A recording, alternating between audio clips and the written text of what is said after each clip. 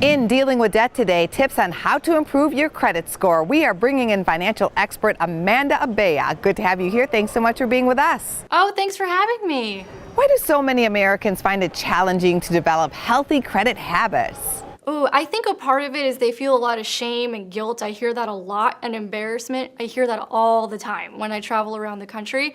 And I think another portion is that the information that's out there is very confusing because they try and fix a very individualized and personal situation with a one-size-fits-all solution, and it just doesn't work. What can people do to improve their credit score and come up with better credit habits? Yeah, so the first thing I want to say about credit scores is that if you have some bumps and bruises along the way, it's okay. We've all been there.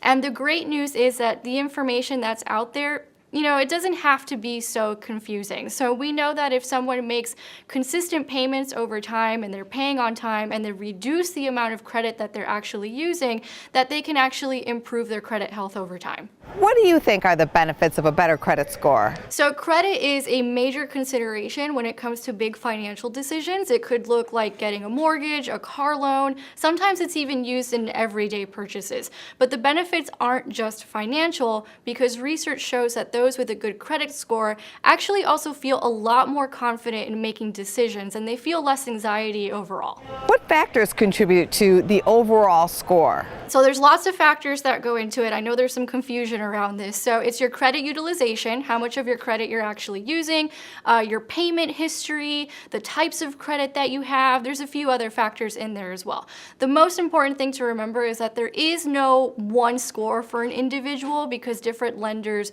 use different models. There are some gimmicks out there, but truly, what's the fastest way to improve your score? That really depends on the individual. Sometimes there's a lot of confusion because there's a lot of generic one-size-fits-all advice, and people get confused because they have very individual situations. However, we do know that if you make those payments on time and if you reduce your credit utilization over time, that it will improve that score over time. Is there any new technology that can help people track their credit health and improve their credit score? Yeah, technology is really helpful now with these sorts of things. So what technology has done is that it's taken the one-size-fits-all approach out of the formula. So one of my favorite tools right now is Credit Compass by TransUnion because it gives very personalized information depending on the individual situation. The only thing you have to do is put your goal score into Credit Compass. So let's say your goal is a 750 credit score, and then what Credit Compass does is that it will give you personalized steps based on your individual situation as well as the experiences of millions of Americans. And it's a part of the TransUnion